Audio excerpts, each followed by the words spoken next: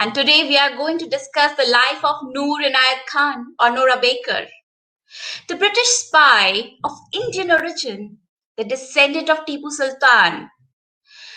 Bravery ran through her blood and her veins. It was during the Second World War that she was sent as a wireless operator in Nazi occupied France, and every day she endangered her life to fight for humanity. We lost her eventually in Dachau in a concentration camp. But life would have been really different if she could have managed to come out of that chaos. Noor wasn't fighting for herself, but she was fighting to save humanity.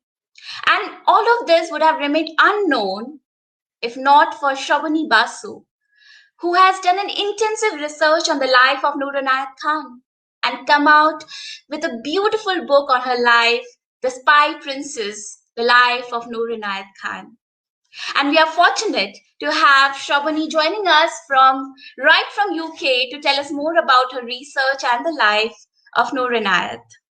Shravani Basu is a journalist, author, and a historian who combined her love for journalism and her love for history. And all her books have evolved from her observation about the sheer history of India and Britain. Her books include The Mystery of the Parsi Lawyer, Arthur Conan Doyle, which is just recently released, and I'm eager to read it, can't really wait. The other books include George Adalji and the Case of the Foreigners in the English Village, For King and Another Country, Indian Soldiers on the Western Front 1914 to 1918. Victoria and Abdul, the true story of the Queen's closest confidant, which has also been made into a beautiful movie. Curry, the story of nation's favorite dish. And The Spy Princess, the life of Noor Inayat Khan. And we are fortunate, and it is an absolute delight to have you on the platform, Shravani. Thank you so much for joining in. Hi, Anushri. Good to be here. Thank you so much, Shravani. And before we start, could you please give us a little context for the audience who are not aware of Noor, and then we can continue with the question answer session. Sure. Well, who is Noor Inayat Khan? For those of you who don't know, shall I just show you some images and give you a little story of her life very quickly? So, Noor was born to actually an Indian. Sorry, I'm just going to go back. So this is Noor Inayat Khan. Who is this mysterious woman? She was actually born to an Indian father. His name is Hazrat Inayat Khan, and he was from Baroda. He played the veena. He was a musician. He was a Sufi, and he was told by his teacher to take Sufism to the West. So he's the first person who takes Sufism to the West. He goes to the US, and he takes his brothers with him. So these are his brothers, and they're all musicians. They tour the country. They call themselves the Royal Musicians of Hindustan. And while he's on tour in the US, he meets this beautiful lady called Ora Ray Baker, and they fall in love. So these are Noor's parents, Hazrat Inayat Khan and Ora Ray Baker. And they get married, moving through her life. It's in 1914 that Hazrat Inayat Khan gets invited to go to Moscow for a concert. And it is here that you can see she takes the name of Amina Begum. This is her mother now wearing a sari. And they travel to Moscow, and it's in 1914 that Noor is born. You can see her here, he calls her Babuli. So this is baby Noor. But of course, trouble is brewing in 1914 in Moscow, so the family leave again. They pack up, they go to London, where they live in Gordon Square, and 3 more children are born. So this is baby Noor, who's sort of mothering all her siblings, sorry. So this is Vilayat, second, and the other 2 are called Hidayat and Khairun Nisa, who is just called Claire. So this family, they lived there through the First World War, and finally, 1920, they decide to move to France. So this is where Noor is going to grow up. They are given this beautiful family house. It's called Fazal Manzil, House of Blessing. It's on the outskirts of Paris, and it is here that Noor grows up. Her upbringing is very genteel. She's a musician. The whole family, the children play there. They dress in their Indian clothes. They are musicians. So Noor plays the harp. Her brother Vilayat plays the cello. Hidayat plays the violin. Claire plays the piano. They form a quartet. They give concerts in Fazl Manzil. It is also the Sufi center. So Sufis are coming in. It's a house of meditation and music. But Hazrat Inayat Khan suddenly feels he misses India and he wants to go back. So he returns to India, but excuse me, unfortunately, he dies there. So suddenly, this family, tragedy hits this family. Her mother locks herself up in her room. She goes into depression, and Noor becomes in charge of looking after her brothers and sisters. So from a very early age, she has to take responsibility, sacrifice her childhood in a way.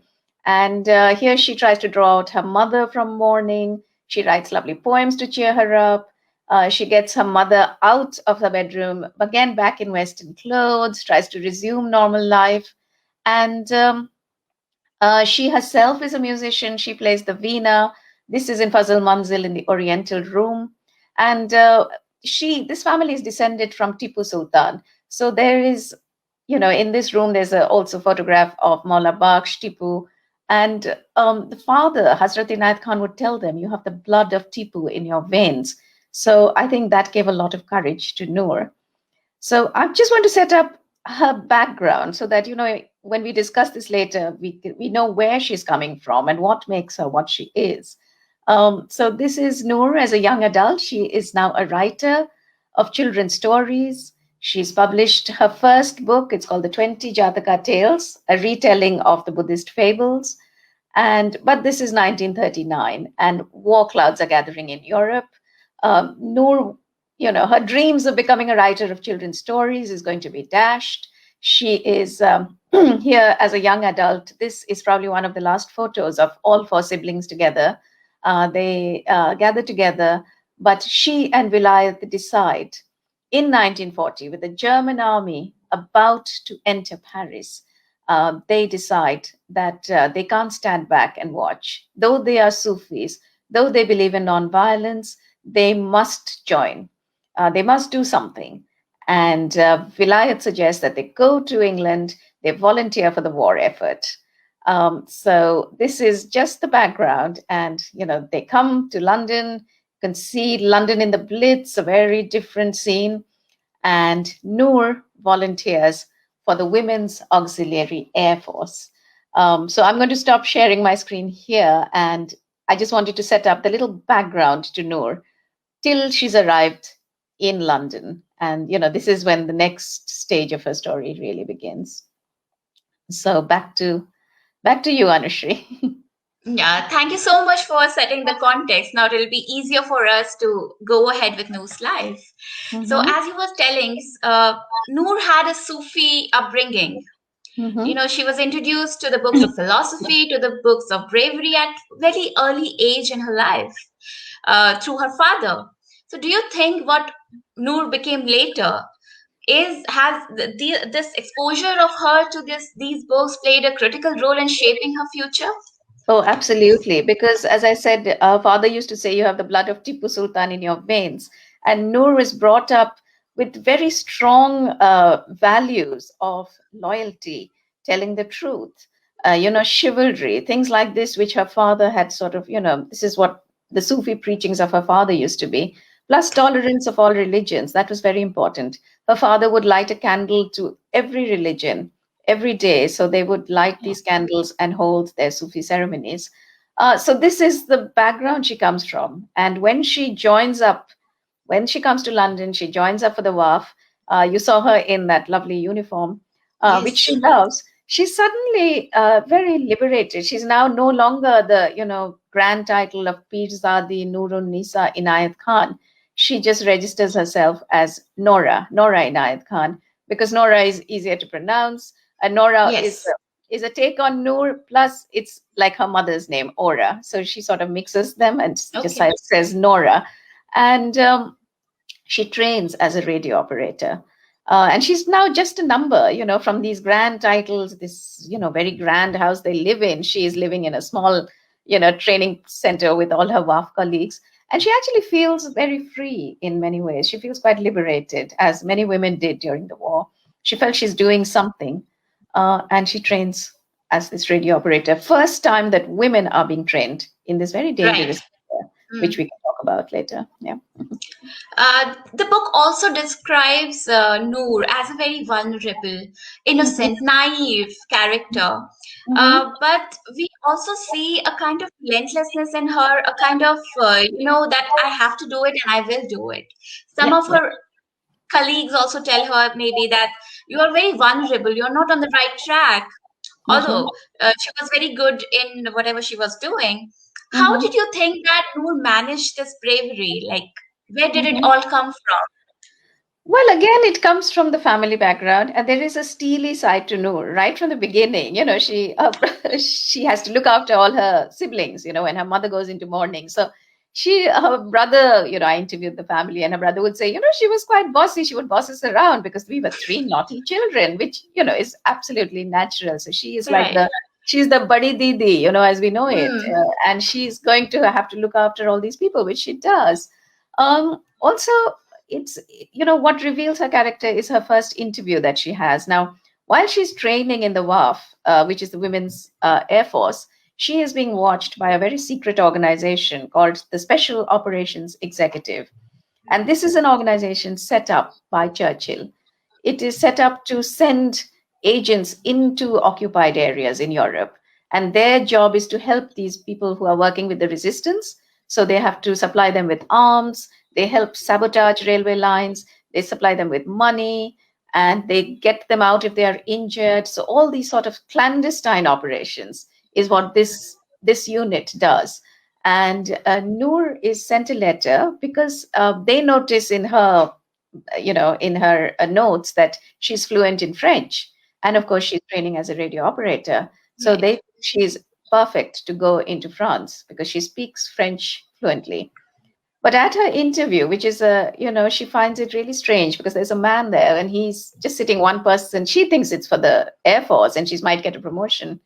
But the man at the interview speaks to her in French. And then he tells her that you are going to be sent as a secret agent to France. And if you are caught, you will be shot because you're not going to be in uniform and you have no protection. And will you take the job? And she immediately says yes. And it's not a knee-jerk reaction because then she writes a letter, and it's one of my favorite letters, which is in the book as well, that, all these, you may think, why I want to join this war effort is because how important it is to win this war. I was worried about my mother, but all our family ties are very petty compared to how important winning this war is. So she's ready to sacrifice all that. She knows her mother will be heartbroken. She will be heartbroken leaving her mother. But she knows that it's important to defeat Hitler, important to defeat fascism, and she must do this. So at a very young, at a very early age, she's very focused. Right. She was also engaged, or I would say she was in a relationship with a person for almost 6 years, and she didn't know how to break up. It was almost like a traumatizing experience for her for all these years. But she was very confident that she's going to go to this war.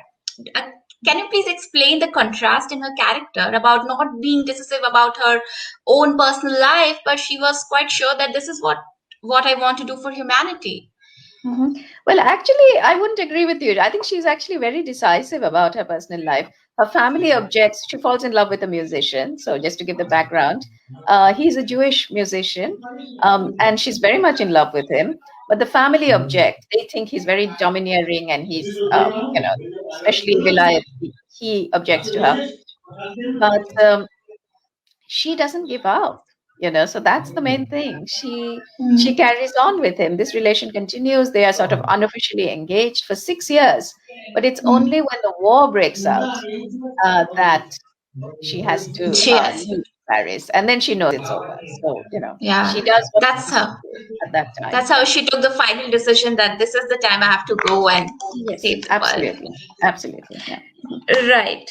Um, yeah, so Noor in her interviews, her colleagues or her instructors were not really keen that Noor can go ahead with the mission, but still Noor was sent Mhm. on a priority basis that she has to be.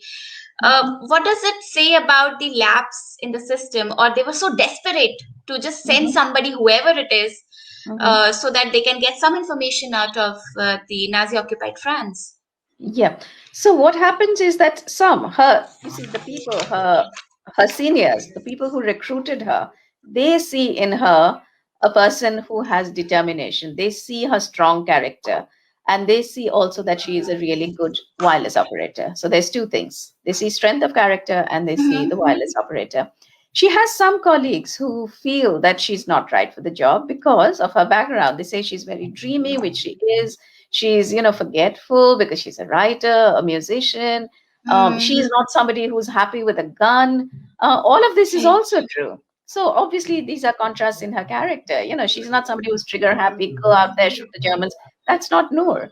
But Noor is also somebody who's very steady, who's very loyal, and who is very determined, and a good operator.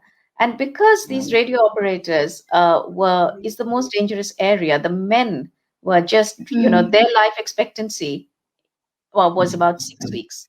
So they were dropping mhm, like flies, basically. And mm. so they were desperate for radio operators because radio messages are the most important. That's the only link you're going to Yes, have, right, for everything. yes.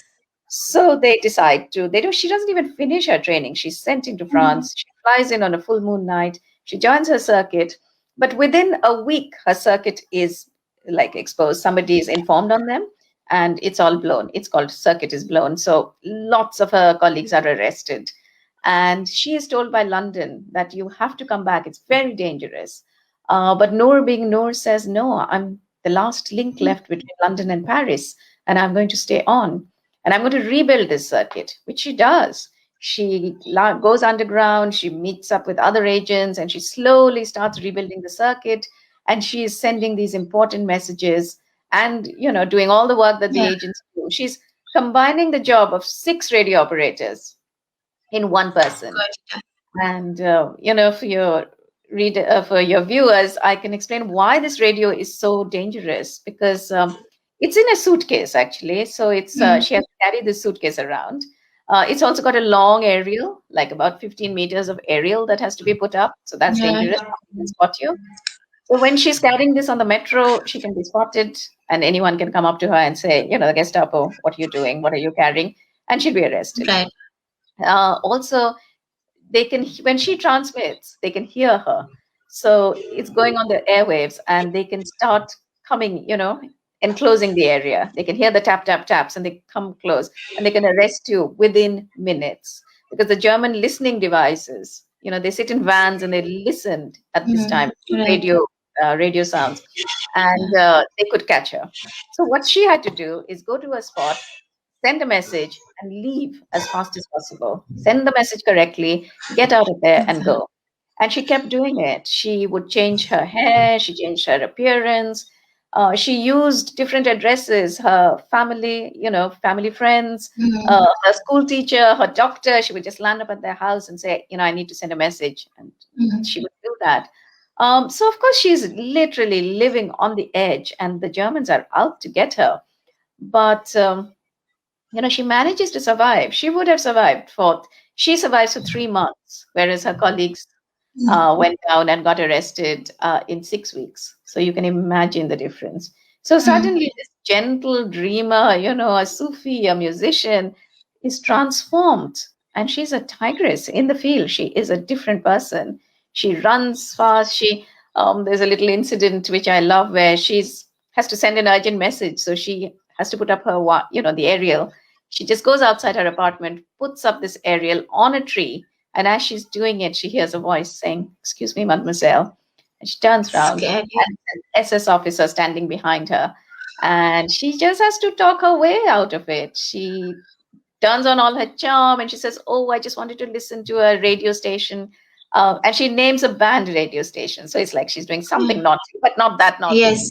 And this German, he just melts. Here's this beautiful woman. He he says, "I'll help you well," and he puts up the wire for her. So within half, Yeah, she's transmitting to London. So you can see how she's thinking on her feet. She is just moving around. She's doing all the work.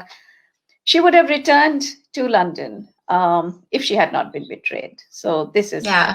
tragedy That's the that, sad part of the story. yeah, yeah. Yeah. Uh, Noor has always been very truthful in her interviews also. Mhm. And you have mentioned in the book that in her first interview, when she was being selected for this as a special agent to go into the field, she said that I'm all up for Indian independence as well, Yeah. but So still she's she got asked. it. Yeah, she's asked in Yeah, the interview. So this is 1942, and this is the time when, Quit India movement has happened in India. The freedom movement is up like in fourth gear. All the Congress leaders have been arrested during the war. They spent the whole war in jail. And so Noor is very aware of what's going on in India. She's a great admirer of Gandhi, Nehru, and the freedom struggle. And she tells them, they ask her, on whose side would your loyalties lie in this war? And she's very frank. She says, at this moment, it is important to win this war. So I'm on your side. And I've volunteered for this war. But when the war is over, I believe in Indian freedom and I will join the freedom struggle. And she is just completely frank, and they are shocked at her frankness because she just says the truth, as she always says she yeah, will. So she's then recruited into the secret, the SOE. So she doesn't really progress in the Women's Auxiliary Air Force, but yes, she tells this whole panel that she will fight for Indian independence, which is amazing, if you think about it. yeah. And but on the other hand, she made a colleague of her to write letters to her mother that she is okay, she's doing well. You know, that was kind of a clash of interest because she had to lie to her mother to take care of her. That Yeah. was the caring side of her. While on the Mhm. other hand, she was straightforward to people where she knew that I have to say the truth Yeah. and I can betray that. Of course. You see, she couldn't tell her family where she's going. So it's completely secret. They have no idea that she's gone abroad, that she's actually in France, that she's doing this dangerous job. She just says, "Oh, I'm in the Fannies," which was a sort of nursing and yeomanry. So they think she's just going to do some nursing, which is a far cry from what she's doing, in the field with a false passport and a gun and everything else. But she needs her mother. She knows that her mother is very fragile. So she just says, just keep sending letters that I'm Yeah, okay, because she can't write to her directly. So she does that. So it's not even, she's sensitive, she's practical. She knows what she has to right. do, and she out there she's a different person, but she'll protect whoever she can. So that is always her. Right. Could you also please tell us about your research method? I know you are a journalist and that would have helped you a lot. But how did you go about collecting these facts, which were dumped into reports, and where all did you go? How did you just manage to collate this book? It took a long time. It took about 3, nearly 4 years. Oh my God. But so, well, it's like it's a lot of research that goes into my work. So I looked at the first starting point is the British government had just declassified her files, the Secret Service files, and they are in the National Archives. So they are then accessible to the public. So I went to the National Archives. And these are the documents which show how she's recruited, how she's trained. So they're really valuable. Her messages from the field, they even have the telegrams from the field, the Nazi interrogation afterwards. So everything, a lot of the material is from these files, obviously. Then I had to read the files of all her colleagues to see, because sometimes a message that she sent is not in her file, it's in the other file. So you have to put together this giant jigsaw puzzle, really. Interviewed her friends who were alive. Luckily, there were a few alive at that time, people from the WAF. I interviewed her family, and that was very important because I spoke to her brothers. Both Vilayat and Hidayat were alive, and that they gave me Mhm. her background, everything. So then you just put the whole story together as to where she's coming from, what is taking Right. her into this journey, and what is she doing in the field. God, that's a lot of work you have done, and thank you so much for bringing us. Otherwise, it would have just, unknown to the generations to come. Sure. Also, you have set up the trust for Noor. Mhm. Could you please explain how it came up and how did you manage to set up a trust for her? That's a big Right. thing. Yeah. Well, what happened is basically it came from my readers. As soon as the book was out, I was getting so much mail. The postman would drop that much mail every day. And they were just letters from people who just loved the book. And they said, why don't we know about her? Why didn't we know about Noor? Because she was awarded the George Cross. She was killed in Dachau. It's a very tragic story, but it's also very inspiring. And so people wanted to know more. And then I felt, okay, we should do Why something not? for this. And who Yes. else is going to do it but me? I've carried this burden, so I've got to do it. So I set up, first I applied for a blue plaque. A blue plaque is a little blue sign you have outside doors in UK, which tells you that a person lived there. They're very nice. You walk down Okay. London and you'll see a plaque saying T.S. Eliot lived here, or, Virginia Woolf lived there, or Okay. Gandhi, even Ram Mohan Roy. There's a plaque for him in Bedford Square. So Wow. it's very nice. It tells you the years they lived there. Tagore has a plaque. So many Okay. people, but no women had a plaque, no Indian women. So I found that a Mm. big gap, and I said, she needs Yeah. a plaque. Yes. So it took a long time, and then I also campaigned for a memorial for her because people were saying we need a memorial. So I've never done any of this. So I set up a trust because, then it becomes a Yeah. big thing. You have to raise money, you set up a charity, you do all these things. And we got the permission, and in 2 years it was unveiled by Princess Anne. So that was very Wow. nice. Yeah, and it was the first memorial for an Indian woman in the UK in a public space. And then last year, I unveiled the blue plaque, which is outside her house in Taverton Street. So the plaque and the memorial are, they're just within 2 minutes of each other, which is very nice. And it's a little bit That's of London where she lived, where she worked as a secret agent, and various things. So yeah. that's so beautiful. Last but not the least, Mhm. Shravani, what do you think would have been different if Noor Inayat Khan would have made it alive from the war? She would have come back. How do you just imagine as a writer? Well, she would have told her own story, isn't it? She was a writer. She would have written children's stories. Right. She used to compose music. We would have heard music, and we would have heard her own story. So yes, there's a big gap there. Yeah. Uh, yeah, she isn't there, so we tell her story now, and hope that Yeah. it goes around the world, which I think it has, because a lot of people, I get letters from people from the US to, Singapore, school children, college children want to do projects on her, people who just loved the story. Some people saying, we had to have an operation and we were so scared, and then we read about Noor and she gave me Mm. courage. So, Wow. that's a really lovely Yeah. thing to read, that Yeah. gave courage to somebody who was very ill from cancer, and they thought of Noor and they had courage. So I get letters from all over the world, and it's very, very nice. Thank you So, so much, Shravani, for giving us the beautiful story of Noor, and all the very best for your new book. And for our viewers, I'll be sharing the link to Shravani's new book. Please do go to the site and buy it right now because I'm sure it's going to be really interesting.